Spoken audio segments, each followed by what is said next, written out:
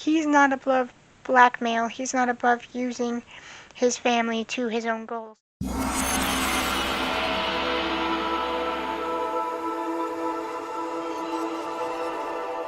Welcome back once again to a new bookish review. Now, the book we are going to be talking about today is A King of Wrath, book 1 in the King of Sin series. Now, before we get into it, there is a lot of talk of classism, and this book does get pretty spicy in some bits. So if that's not something that interests you, then this probably wouldn't be a book series for you. But this book is about a woman named Vivian and a man named Dante who are kind of forced into an arranged marriage. And so if that's something that piques your interest, you could pick this up. Now, with that being said, let's get into the characters of this book.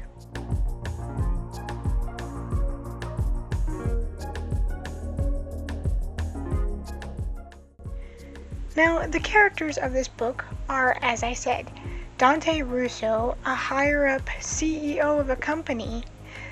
I don't know what they do. They didn't really say what they did. He was just a CEO of some big company called the Russo Company. And Vivian Liu, I think is how you say her last name.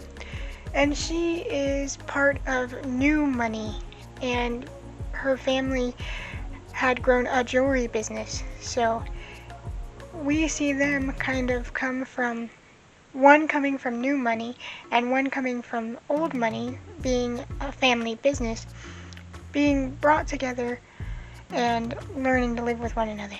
And I like both the characters. I thought they were good. I thought they had decent flaws that didn't seem too overdone. But with that being said, let's get into my thoughts on this book, and this is where some spoilers might come into the story. So if you don't want this book spoiled for you, you can go ahead and leave now.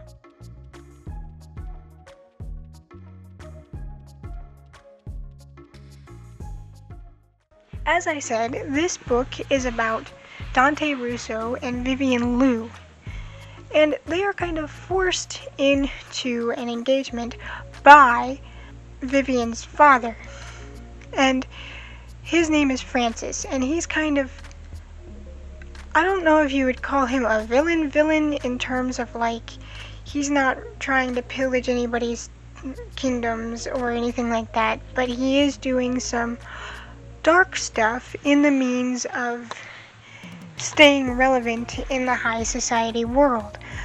And his idiotic play is to blackmail Dante of the Russo group and the Russo company, who is from Old Money because his grandfather started the business, into marrying his daughter so he could establish their family from New Money to a family not to be reckoned with. It's all about status. It's all about, we have money, but how can we obtain not just more money, but more status in this world full of money-hungry, judgmental, rich people that just want to put more money in their pockets despite already having a lot to their name.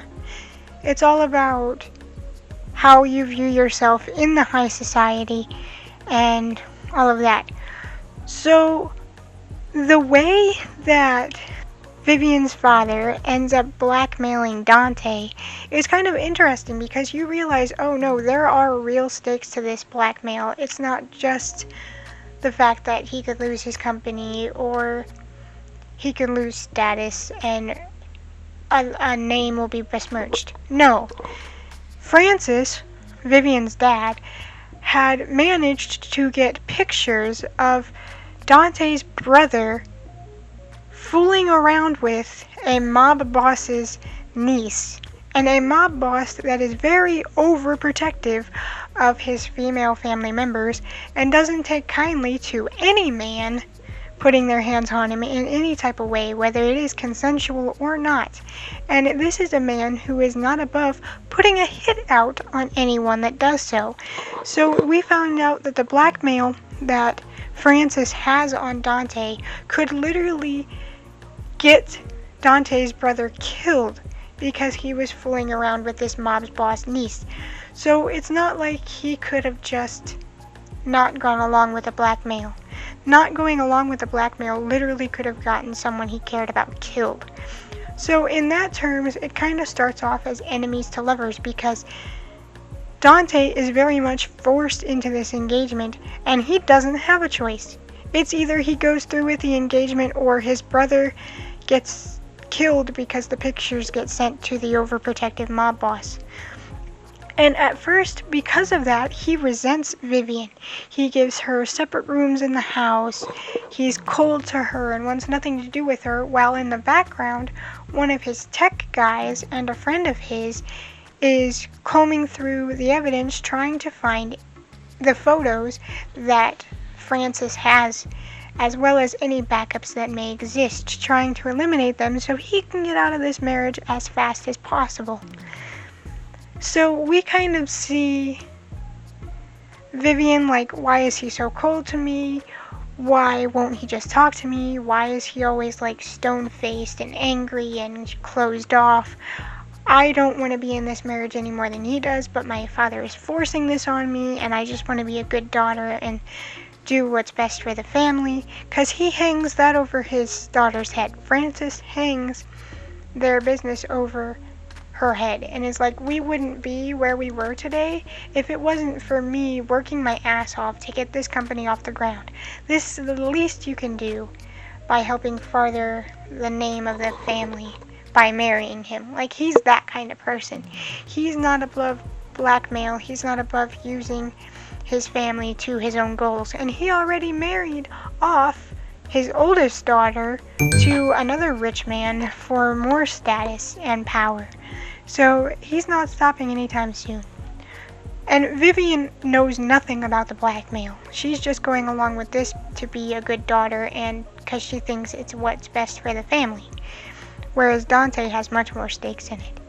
So we see them kind of slowly get closer because they're kind of forced to. You know, you're stuck living in this same place for a year or two, and you're going to get to know each other whether you want to or not. And whether you have completely separate rooms on completely different sides of a mansion, you're going to spend time with each other. Like, I remember there was one cute scene.